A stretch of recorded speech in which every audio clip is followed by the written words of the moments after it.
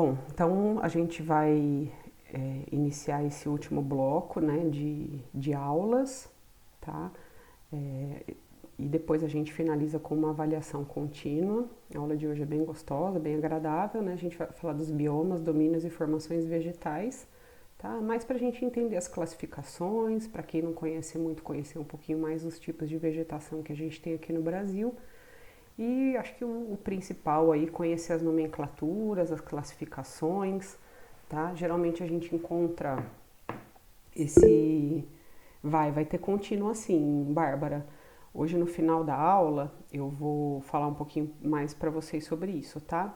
Eu vou colocar à tarde, entre 2 e 3 da tarde, 3 e meia, lá no campo de atividades de vocês, das tarefas, eu vou colocar uma avaliação contínua, tá bom? Essa avaliação contínua, ela vai ser uma avaliação escrita, objetiva, tá bom?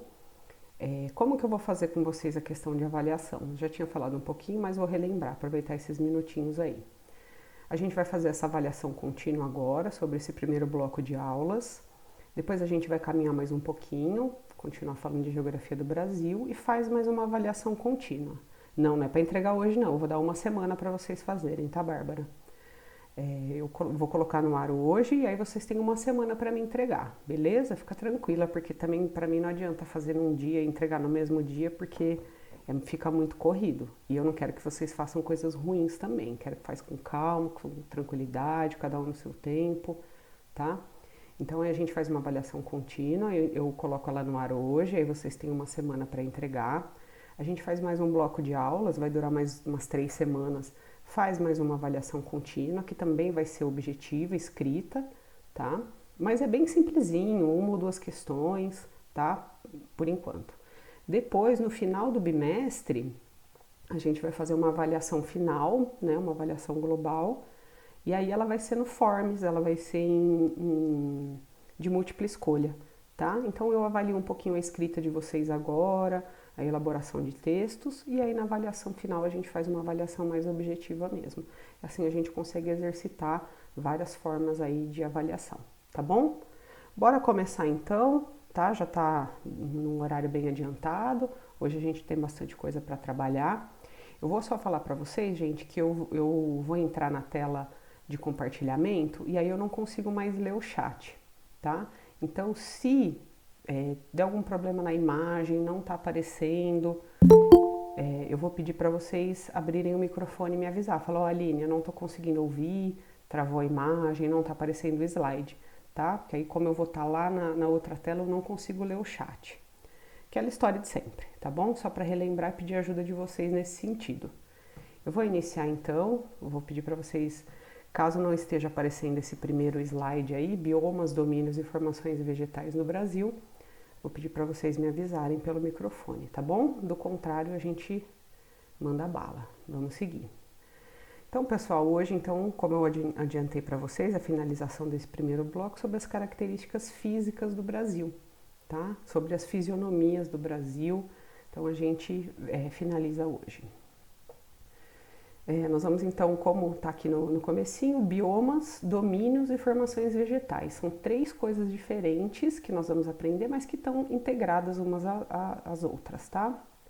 Primeiro nós vamos falar de formações vegetais, tá? Formações vegetais são os tipos de vegetação que a gente encontra aqui no nosso país.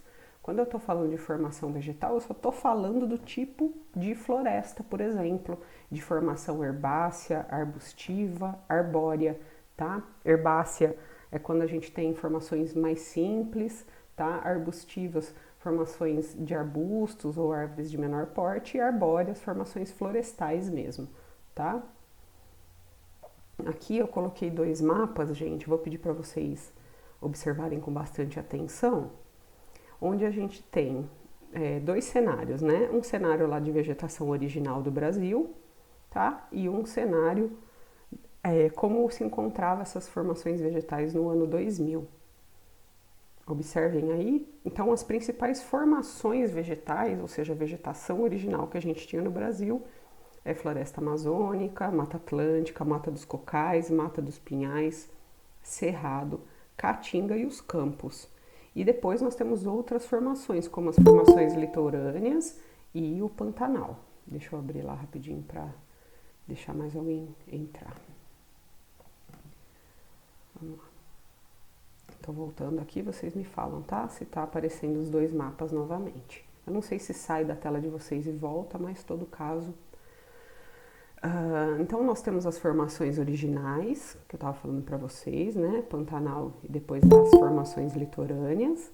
E como as vegetações que nós temos hoje, tá bom? O que dá para perceber aí, gente, nesses dois mapas? Dá para perceber que a gente tem uma forte destruição, né, dessas vegetações originais. Essas, onde a gente tá em rosa aí, gente, que tá escrito área antropizada, o que significa? Significa que são áreas que ocorreram uma maior, né, uma influência maior da ação humana, ações econômicas, né, formação de cidades. E se vocês perceberem, minha gente, as regiões que mais sofreram com a ação humana são as regiões próximas ao litoral, no primeiro momento, tá? E depois as regiões sul e sudeste. Por que essas regiões sul e sudeste? Porque são as regiões com as principais atividades econômicas. Então, as principais atividades econômicas, né, ao longo da história brasileira vão ocorrer no litoral, primeiro do Nordeste, né, depois aqui do Sudeste, e depois essas atividades vão ficar direcionadas aqui na região sul e sudeste. E é onde então a gente tem a maior devastação, destruição, como ele chama aí, retração da vegetação nativa. Tá? Então, essa vegetação nativa ela foi destruída ao longo do tempo, tá? Quando a gente vai falar agora dos tipos de vegetação, em linhas gerais, a gente vai estar falando do que sobrou dessa vegetação. O que a gente mais tem ainda de vegetação que restou eram as que dominavam áreas mais vastas, que é o caso do cerrado e da floresta amazônica, tá? E aí, as regiões mais sul e sudeste, elas foram ocupadas ou por cidades, né, urbanizações, ou por regiões de produções agrícolas e pecuárias. Então, foi bastante comum ao longo da história e ainda é hoje a destruição da vegetação, da mata nativa, né, e colocar naquele local uma atividade econômica. Retiro a cobertura vegetal e coloco ali uma plantação, coloco ali uma produção de gado, por exemplo, ou vou lá e construo uma cidade, construo uma fábrica. Se a gente pegar aqui no nosso entorno da cidade de São Carlos, a gente tem algumas poucas áreas de vegetação que ainda permanecem, né, de cerrado e também de mata de araucária, né, de mata de pinhais, mas o que a gente tem no entorno da cidade toda? Cana-de-açúcar, né, produção agrícola, tem também produção pecuária, mas principalmente produção agrícola. Né? Então, a nossa cobertura vegetal aqui de mata atlântica, de cerrado e também de mata de araucária praticamente não existe mais. Né? Hoje em dia, em São Carlos, a mata de araucária ela é uma raridade. Né? Tinha uma certa cobertura vegetal, principalmente nas regiões mais altas de mata de araucária, ela simplesmente não existe mais. Cerrado, a gente tem algumas faixas de cerrado, mas que são áreas ou que ainda são de conservação ou que ficam dentro, por exemplo, tem uma parte de cerrado dentro da Federal, né, do Parque Ecológico, né? Então são poucas regiões aí que vão restar da vegetação nativa, da vegetação original, tá? Claro que aqui, gente, é ano 2000, vocês não são bobos, vocês sabem muito bem o que está acontecendo hoje no Brasil, então a gente tem esse processo de retração da vegetação ainda mais acelerado hoje, quando a gente tem uma ausência governamental, tá? Quando as instituições governamentais simplesmente não agem nesse sentido, tá? Ou agem ao contrário. Bom, gente, então a gente falou primeiro de formações vegetais, que é o tipo de vegetação que eu vou encontrar naquela região. A gente vai falar mais delas, tá? Mas a gente tem um outro conceito que é bastante utilizado, ou era bastante utilizado, hoje é menos, tá? Que é o conceito de domínios morfoclimáticos, tá?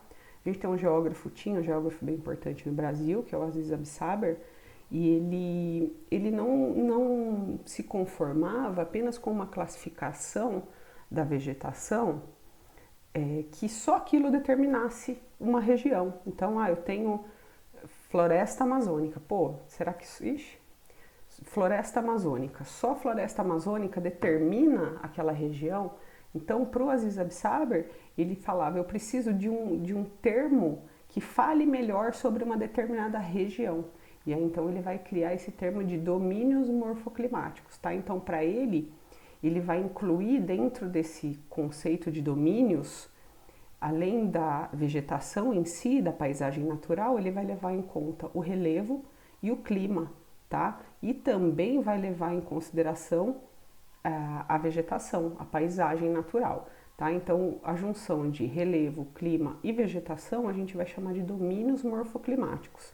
Dentro de cada domínio, a gente pode ter a ocorrência de mais de um tipo de vegetação, tá? Então, dentro dos domínios, eu posso ter mais de um tipo de vegetação, tá bom? Fui abrir lá para o Osmar entrar, vou continuar aqui. Então, dentro de um domínio, como eu estava falando, eu posso ter a existência de mais de um tipo de vegetação. Então, o domínio ele vai levar em consideração relevo e clima também, além do tipo de formação vegetal que vai ter naquela localidade. Então, nós falamos de formações vegetais e de domínios, e nós vamos falar do conceito que é o mais importante para a gente e é o que mais vai ser encontrado em provas, vestibulares, enfim, que é o conceito de biomas, tá? Quando eu estou falando de biomas, então é um conceito mais aperfeiçoado ainda, tá?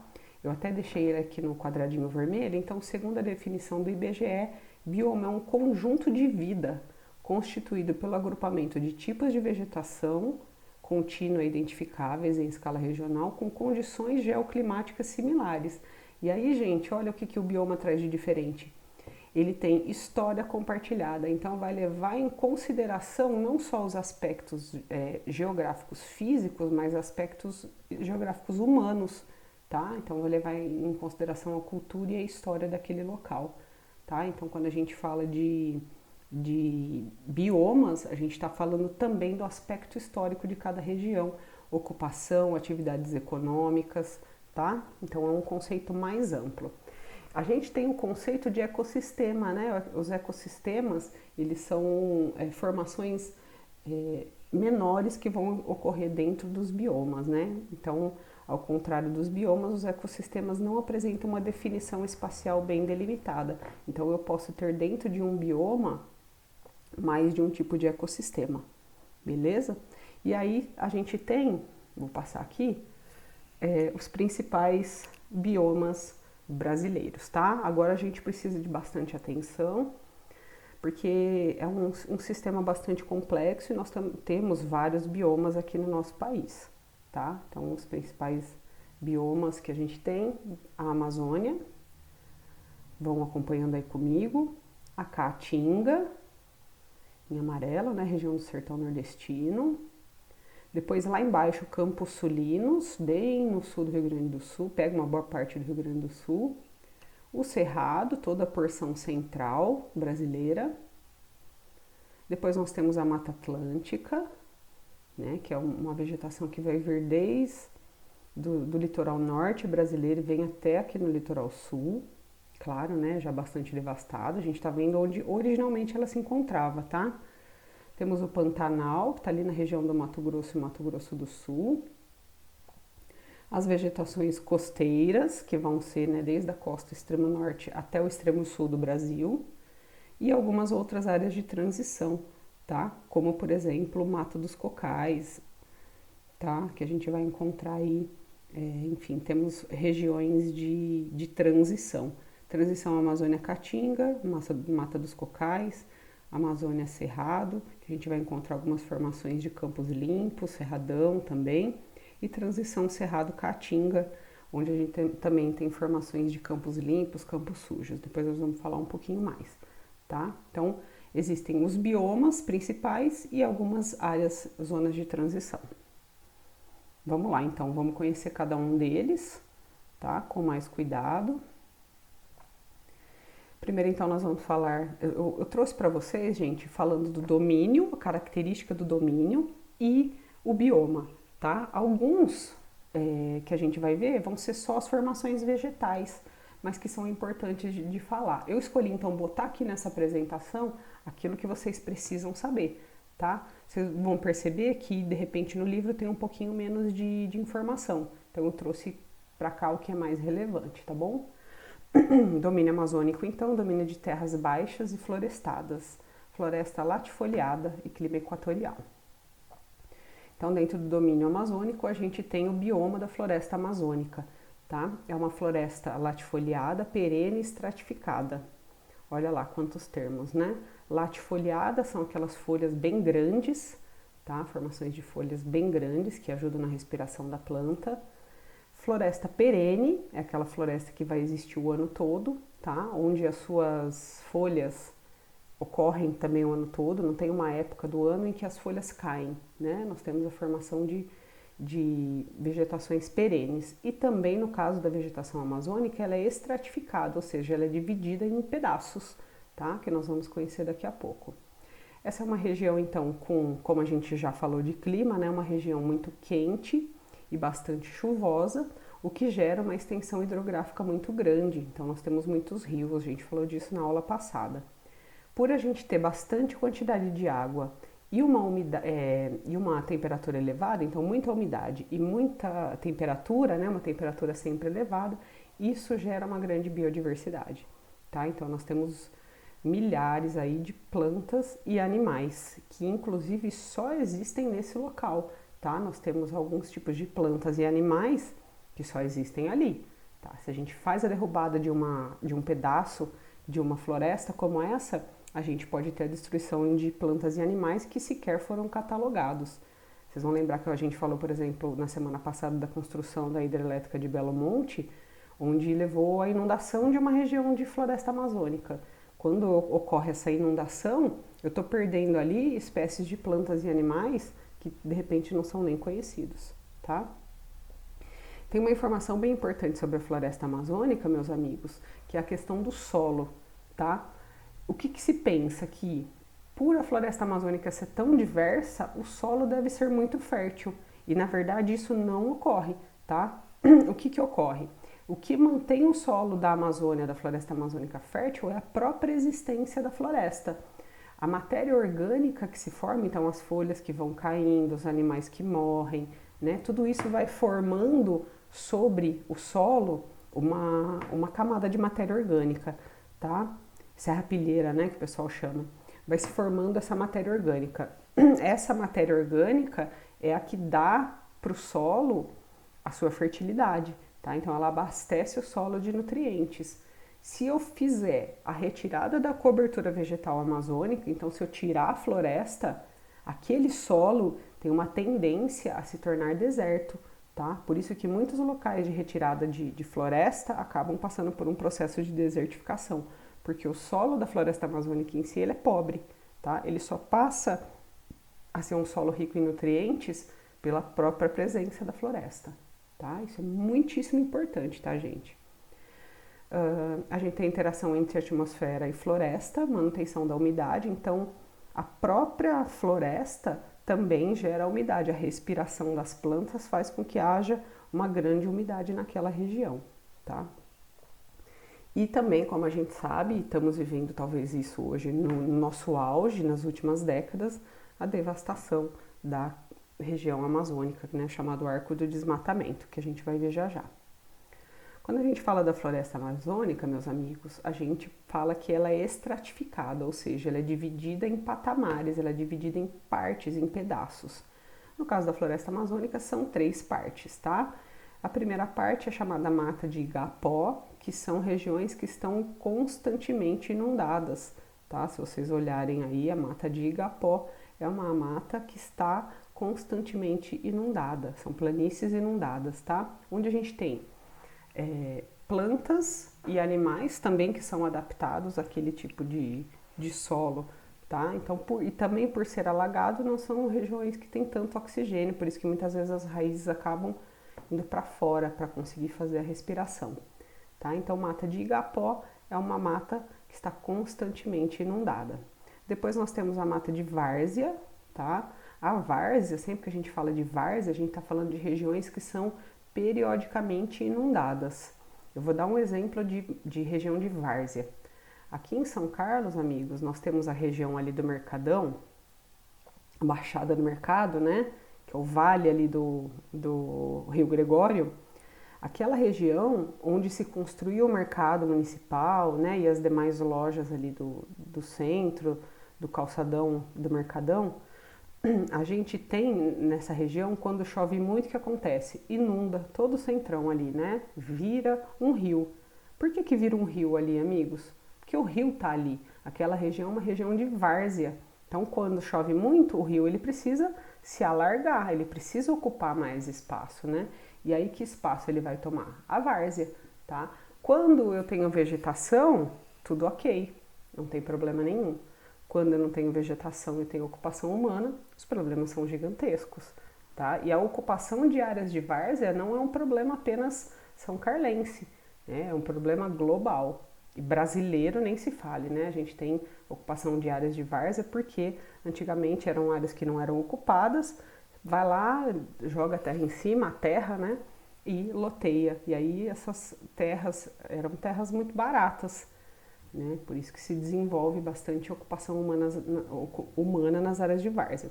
No caso aqui da floresta amazônica, é tranquilo, porque é uma região de floresta, tá? Então essa mata de várzea periodicamente inundada, né? Que época?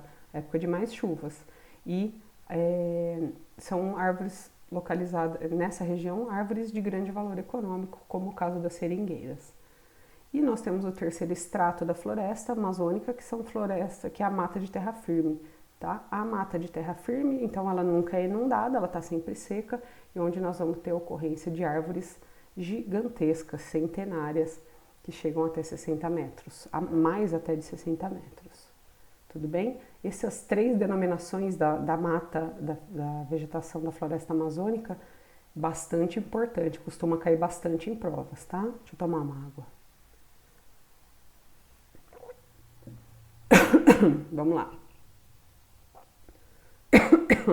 Coloquei aqui algumas imagens. Mata de Igapó, que é a mata inundada, onde vai ter existência aí de animais, né, aquáticos.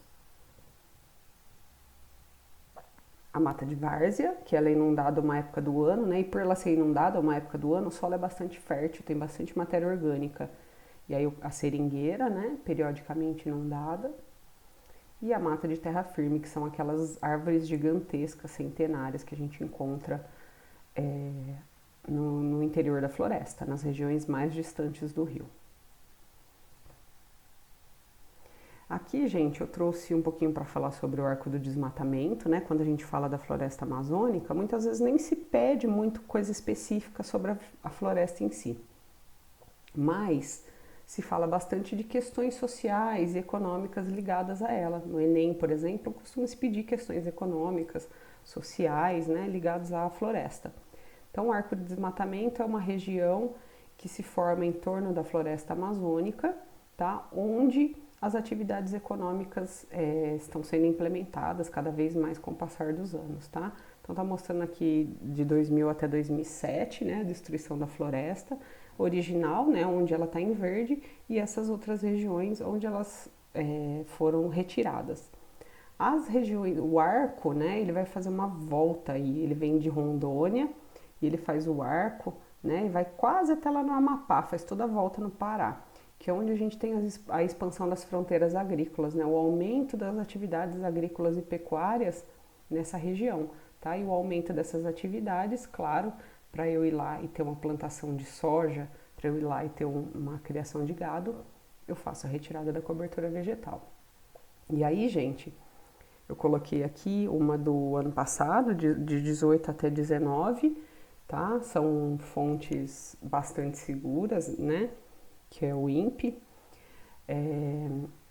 A gente tem hoje, né, uma luta muito grande contra o desmatamento, como eu falei para vocês, de repente, talvez a maior, né, dos últimos anos no Brasil, porque existe uma força, né, do governo, o governo fazendo muita força para que as leis ambientais e que a fiscalização seja diminuída, tá? E aí isso tem gerado um aumento tanto na retirada da mata, né, como de queimadas também. Não sei se vocês vão lembrar, o ano passado a gente teve durante o dia, né, o dia virou noite e foi o resultado de algumas correntes de ar que trouxeram essa fumaça da Amazônia para dentro das cidades, né? Então a gente vive um período perigosíssimo, né? Maior destruição da floresta aí desde, sei lá, desde o período democrático. Bem complicado, né? E aí, se vocês estão acompanhando também jornais, noticiários, existe um aparelhamento, né, uma força aí do governo de destruir as instituições que fazem a fiscalização do desmatamento ilegal, tá? Enfim, pode ser que até o final aí desse governo que a gente tenha uma retração ainda maior da floresta.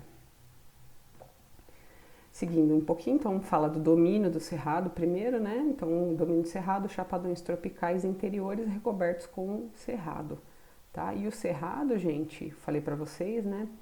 O cerrado é uma vegetação que está bem no interior e ela foi muito devastada, porque onde a gente tem, né, fortemente as atividades econômicas. Se vocês repararem aí, né, tá, o cerrado ele está em cima de regiões com fortes atividades econômicas, tanto industriais como agrícolas e pecuárias.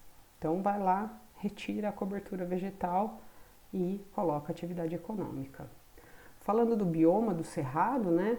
Então, quando a gente fala do cerrado, a gente está falando do clima tropical, ou tropical típico, ou tropical continental, que é aquele de 2 estações do ano bem definidas, que é a nossa característica climática aqui de São Carlos, tá?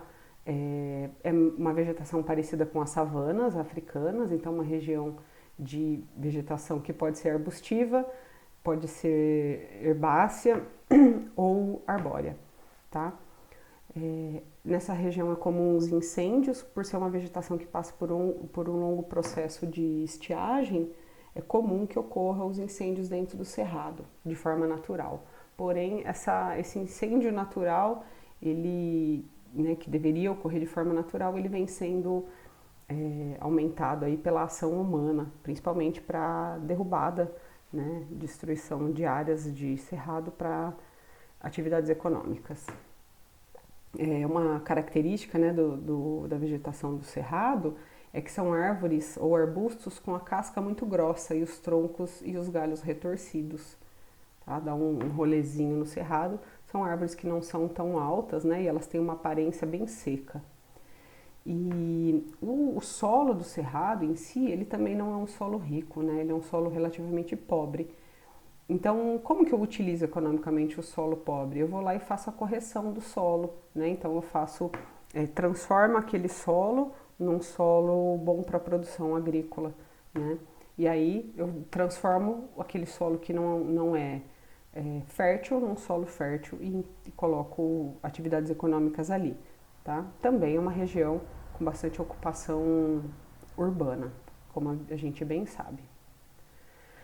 Aqui, gente, é um esqueminha que tem no livro falando sobre a estratificação do cerrado, tá? O cerrado, por ele ocupar uma região muito extensa do interior brasileiro, desde regiões mais úmidas até regiões mais secas, de regiões mais frias até regiões muito quentes, então nós vamos ter a ocorrência de estratificação. A classificação do cerrado, ela pode ocorrer desde campo limpo, quando você vai encontrar gramíneas, campos sujos, quando começam a aparecer alguns pequenos arbustos, os chamados campos cerrados, com arbustos de 3 a 5 metros, o cerrado, que é o que a gente conhece, que tem aqui em São Carlos, que são arbustos e árvores maiores, tá? E os cerradões, que são regiões já de bosques, de florestas, principalmente regiões perto das nascentes, tá? Que a gente também tem ocorrência em São Carlos, principalmente de cerrado e cerradão, tá? O cerradão, ele dá quase uma impressão de uma vegetação de Mata Atlântica, por justamente estar perto de uma região mais úmida. Aqui algumas formações, e essa primeira imagem do lado esquerdo no alto, ela é bem significativa de como é a vegetação do cerrado típica. Vocês vão ver aí que são alguns ipês amarelos, também é uma característica de Cerrado, né? Inclusive a gente tem bastante ipê aqui em São Carlos, né? Então o ipê, alguns, principalmente os amarelos, eles não são tão grandes, ele tem o tronco bastante retorcido, a casca grossa, né? Tem várias formações que a gente tem desse tipo de vegetação, tá? Árvores que não são tão altas, por quê? Porque tem um período muito longo de estiagem. Nós estamos já nesse período de estiagem, né? Ele começa em abril e vai até mais ou menos setembro, outubro, tá?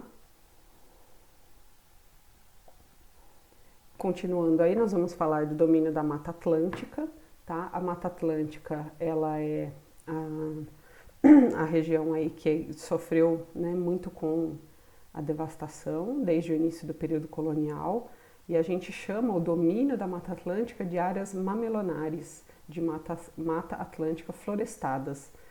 Esse domínio da Mata Atlântica, ele é também chamado de domínio dos mares de morros. Olha que bonitinho, mares de morros, tá? Vou mostrar para vocês por que é domínio de mares e morros. Mares de morros. Olha lá.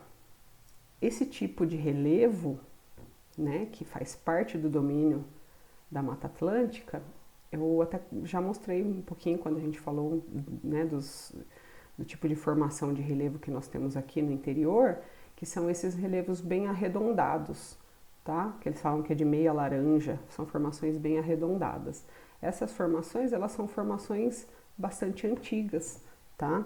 Vou mostrar mais uma imagem aqui, né, dos domínios de mares de morros, tá? Que a gente fala de relevos mamelonares. Falar então da vegetação em si, né, da Mata Atlântica, que a gente chama de mares de morros. É uma região que tem bastante intemperismos, né, ou seja, tem bastante chuva e transformações nas rochas, né. São dobramentos antigos, como eu mostrei para vocês, são bastante desgastados, né, um relevo bastante desgastado. São regiões na Mata Atlântica, uma região muito úmida.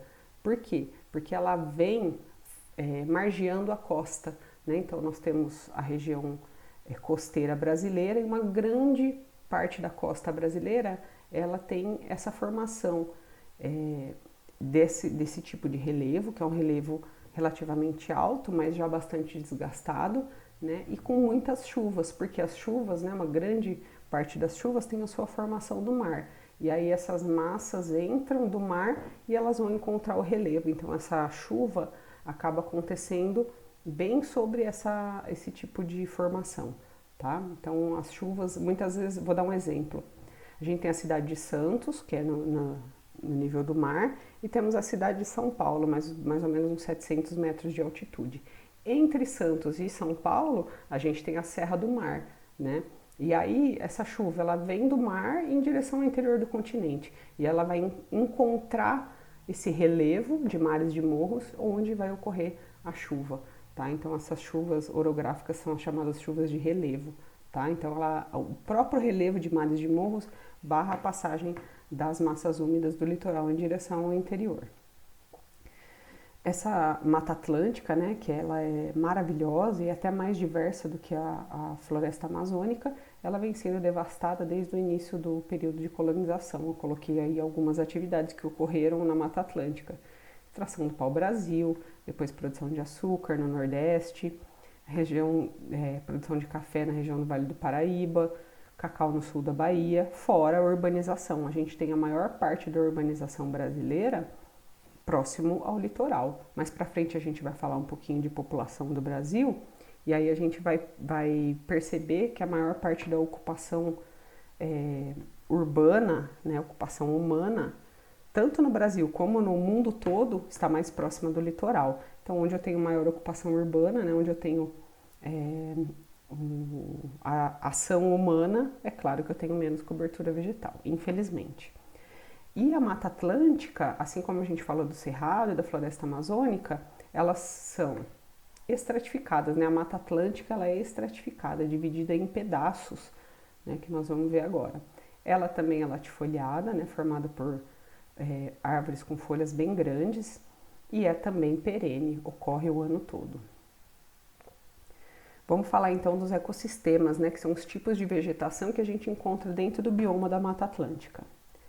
Uma dessas formações é a floresta de encosta, que é essa floresta que vai estar localizada voltada para o mar, tá? Onde vai receber a umidade do oceano, tá? Então, um tipo de floresta com muita biodiversidade, porque tem temperaturas relativamente elevadas e muita umidade. Floresta de encosta, então, é um dos ecossistemas dentro do bioma da Mata Atlântica. Nós temos também a formação do manguezal, ou mangues, tá? Os mangues são formações também litorâneas, são regiões geralmente de encontros de rios com os mares, tá? E regiões com bastante sedimentação. Nesses locais, eles são conhecidos por ter grande biodiversidade, né? Ser uma incubadora de espécies de peixes, caranguejos, moluscos, mas é também um solo muito pobre em oxigênio, né, por causa dessa matéria orgânica. Então as raízes acabam ficando para fora, tá? Não sei se vocês já viram ou já estiveram no local de mangue. Então existe um curso de água, né, que aí é uma água bastante salinizada, e embaixo aqui, né, uma formação de matéria orgânica bem grossa, bem extensa e que serve de alimentação e refúgio para várias espécies se reproduzirem. Como esse solo é muito rico em matéria orgânica, porém muito salinizado, as árvores não conseguem respirar, né, as suas raízes, então elas acabam vindo para fora da água, né, para fora desse solo com bastante matéria orgânica para que as árvores consigam respirar. Então elas têm as raízes externas, as raízes para fora do solo. Um outro tipo de formação, né, de ecossistema que nós temos dentro da Mata Atlântica e que também é encontrado tanto o mangue como a restinga ao longo de todo o litoral brasileiro, tá? Ao longo daqueles ecossistemas que nós vamos falar daqui a pouco, litorâneos, tá? Então a gente encontra tanto o mangue como a restinga ao longo de todo o litoral brasileiro. Se você já foi para a praia aqui no estado de São Paulo, tirando aquelas praias mais poluidonas de Santos, Guarujá, Praia Grande, se você já foi numa praia um pouquinho mais afastada, você já deve ter encontrado esse tipo de formação de restinga, tá? São transições entre os mangues e a floresta de encosta, tá? E que também está localizado bem nas planícies litorâneas, próximos do mar mesmo. O solo é arenoso e aí aparecem árvores e arbustos e esse tipo de formação rasteira também, tá? Essa é uma formação de restinga. Eu vou numa praia um pouco mais afastada, eu encontro bastante essa formação de restinga. É muito linda. E dois outros ecossistemas que a gente encontra dentro do bioma Mata Atlântica, costão rochoso e campos de altitude, tá? O costão rochoso, ele é mais relacionado ao mar mesmo, né? Ele vai trazer espécies muito mais relacionadas, né? Organismos relacionados ao mar, tá? Ele faz a transição entre o meio terrestre e o meio aquático. E tem uma grande diversidade, né, de algas, crustáceos e moluscos. E nós vamos encontrar bem nas regiões mais altas da Mata Atlântica os campos de altitude, tá? Então são solos rasos e pedregosos, o clima mais frio, justamente pelo fator altitude, e presença de formações herbáceas e arbustivas, tá? Vou voltar só para vocês darem uma olhadinha. Costão rochoso, campos de altitude. Gente, sempre que eu tenho altitude elevada, tenho pouca biodiversidade, justamente por causa da temperatura. Eu trouxe aqui para vocês duas pinturas de um pintor bastante conhecido alemão, que é o Rugendas, né? E ele vai estar fazendo fez né, esses retratos aí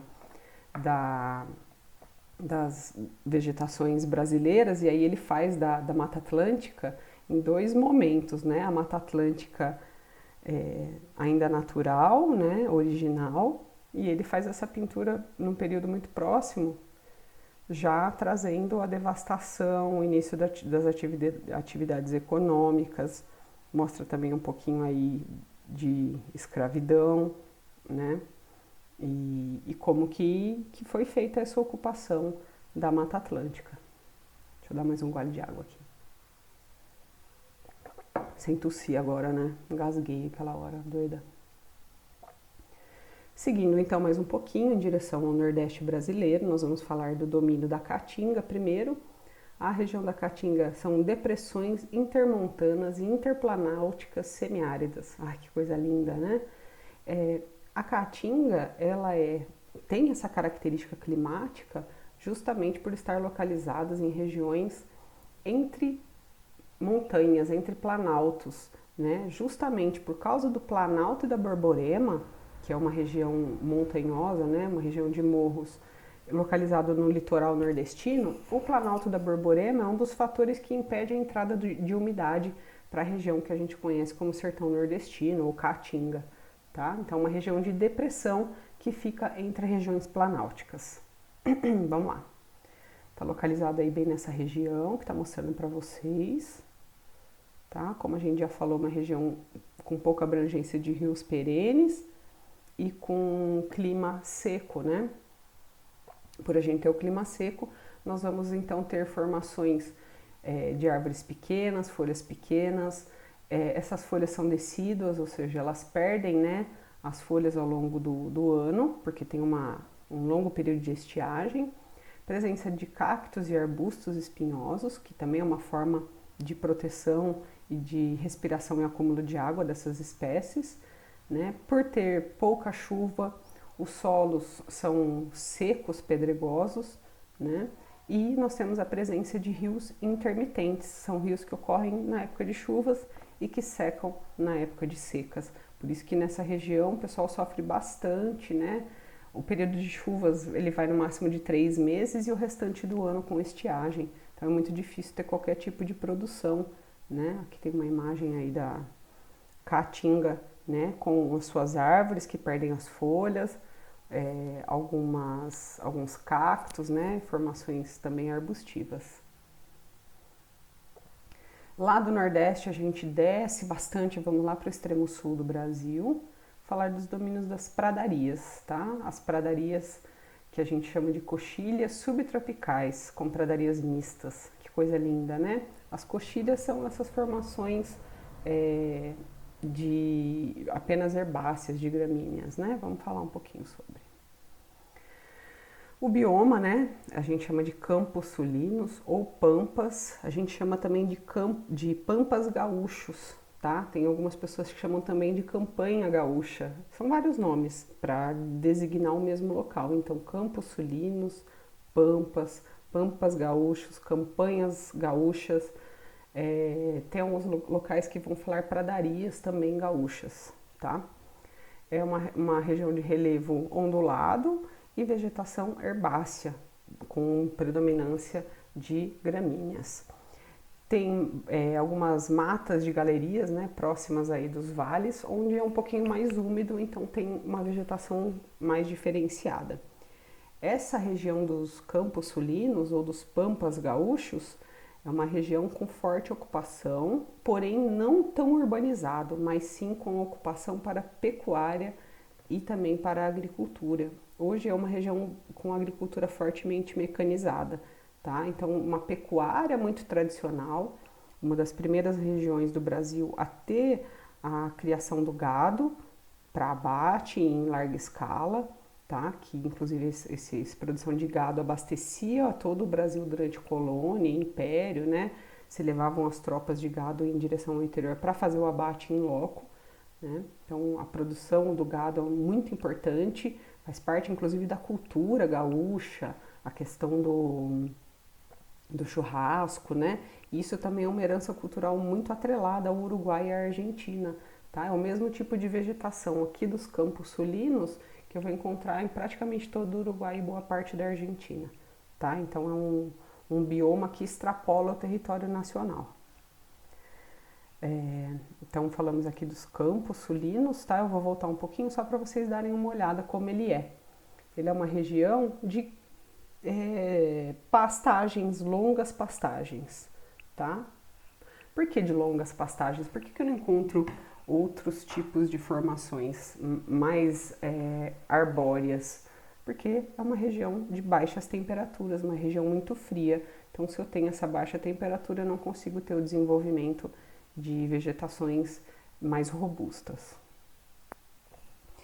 Vamos falar agora do Pantanal, né, que é uma região que é conhecida pela sua planície sedimentar do Rio Paraguai, nós falamos dele, né, na semana passada. É uma região que também é inundada, né, e por isso tem tem um solo com bastante nutrientes, bastante fértil. São regiões também no Pantanal, região alagada, mas onde você vai encontrar também campos, né, campos limpos e também formação de cerrado, tá? Então, uma região que, por estar alagada, tem uma certa diversidade. Conforme eu vou me afastando dessas regiões alagadas, a vegetação vai ficando mais seca e mais simplificada, tá? O Pantanal hoje a gente considera como o bioma menos devastado do Brasil. Tá? Eu até assisti uma reportagem esses dias, falava bastante sobre isso. É um bioma que, por ele depender bastante da inundação e do regime dos rios, ele é um bioma muito sensível. Tá? Então se tem lutado muito contra a ocupação de atividades econômicas no Pantanal. Porque se a gente fizer a ocupação de atividades econômicas no Pantanal, a gente vai botar em risco esse bioma. Eu até falei para vocês também que se construiu, falei semana passada, da hidrovia Paraguai-Paraná, e que aí ela acaba não se constituindo até o fim. Por quê? Porque se eu coloco uma atividade econômica ali, faço a transformação do curso do rio para construir eclusas, por exemplo, enfim, ocupo de atividades humanas ali, atividades econômicas, eu vou botar em risco esse bioma. Então, hoje a gente tem uma forte preservação do Pantanal por causa da sua biodiversidade e porque as pessoas ali da região passaram a entender que é muito melhor eu preservar, eu ganho muito mais preservando do que devastando, desmatando. Vamos falar agora das lindas araucárias, que a gente aqui de São Carlos, óbvio, conhece, é o símbolo da cidade, né? Na bandeira de São Carlos tem uma araucária desenhada, né? A gente não está nos domínios das araucárias, apesar de a gente ter a mata de araucária, tá? A gente está um pouco distante do domínio, mas nós temos um pedaço, um extrato desse tipo de vegetação aqui. Planaltos subtropicais com araucárias, então a gente aqui não está no subtropical, a gente está no tropical de altitude, tá? A mata de araucária, formação de coníferas, tá? Como embu e a canela. A conífera é o tipo de folha que é em formato de cone, tá? Ou de como se fosse agulhas, tá? Essa região tem grande amplitude térmica e por isso não tem muitas espécies, são espécies adaptadas à altitude e a temperaturas mais frias, tá? Essa mata de araucária, hoje, ela é encontrada muito pouco, tá? É apenas em regiões onde se faz a preservação. Ela foi muito devastada por causa do aproveitamento da madeira. Onde eu tenho domínio da araucária, né, que é uma região, principalmente a região sul brasileira, você encontra bastante, para quem já foi, por exemplo, para o Paraná, até na região oeste, sudoeste de São Paulo, tem bastante disso também, que são casas de madeira, tá? Então se aproveitava aquilo que você tinha ali. A araucária é uma madeira muito boa, então utilizava-se para a construção das casas, móveis, enfim. E hoje é uma região de bastante expansão agrícola. Olha aqui, gente, a região da mata de araucária, tá? Original, claro que hoje ela não existe mais toda ela, né? E a gente tá um pouquinho mais para cima, né? A gente tá aí numa latitude mais ao norte. E aí Aline, por que tem então mata de araucária aqui em São Carlos se a gente não está no domínio da araucária? Porque nós temos a presença aqui do clima tropical de altitude, nós temos em São Carlos uma altitude elevada, né, 886 metros, e isso favorece o aparecimento desse tipo de vegetação. Tá? Inclusive, gente, sobre a araucária, ela é um tipo de pinheiro, né? A gente tem outros tipos de pinheiro aqui em São Carlos, e foi um dos fatores que fez com que a gente tivesse a instalação aqui na nossa cidade, na época João Faber, né? Hoje é chamada de Faber-Castell, que era a fábrica de lápis, tá? Eles vieram para São Carlos para poder tirar essa cobertura de pinheiros para a produção de lápis e papel, tá? Papel e celulose. Então eles vieram, inclusive, pensa no Parque Faber aqui em São Carlos, né? Todo mundo sabe onde é, na perto do shopping. O Parque Faber, ele era uma região de matas de araucária, que simplesmente não existem mais. Deve ter uma ou outra, né, em algum local. E aí você encontra uma ou outra araucária pela cidade também espalhada e hoje elas são protegidas. Vamos falar de uma formação vegetal também, que é localizada em área de transição, tá? Entre a floresta amazônica e a caatinga, que é a mata dos cocais, tá? Essa mata ela só existe lá e ela é muito conhecida por algumas árvores, algumas espécies, que é babaçu, a carnaúba e o buriti, tá? Elas são, fala aí, cocais, né? Elas são palmeiras muito altas, tá? E que tem uma importância econômica muito grande. A mata dos cocais ela ficou muito próxima de desaparecer. Por quê? Porque o pessoal derrubava as árvores para fazer o aproveitamento econômico. E aí nos últimos anos tem se feito um processo de conscientização das populações que vivem lá, que conseguem perceber que é muito melhor essa floresta em pé do que ela derrubada. Isso acontece também hoje com muitos produtores de açaí, né? O açaí também é um tipo de palmeira. E aí antes o pessoal derrubava a palmeira do açaí para tirar o palmito.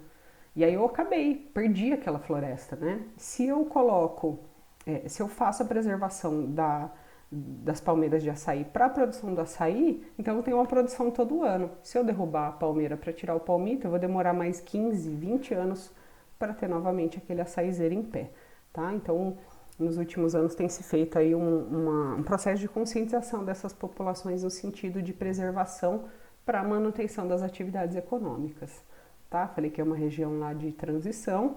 Eu vou encontrar algumas palmeiras, que é carnaúba, buriti e babaçu, e hoje é muito utilizado economicamente. Inclusive, algumas empresas como a Natura se instalaram lá na região para criação de cosméticos. Para finalizar, falar um pouquinho muito rápido dos biomas costeiros, tá? São regiões onde a gente vai encontrar mangues, praias, restingas e dunas, tá? Nós já falamos dos mangues e das restingas, tá? E a vegetação das praias são as restingas e tem as dunas também, que eu vou mostrar um pouquinho para vocês. Os biomas costeiros, eles são menores, a gente considera eles como secundários. E aí eles vão vir desde lá do litoral amazônico até o extremo sul do nosso litoral brasileiro, tá?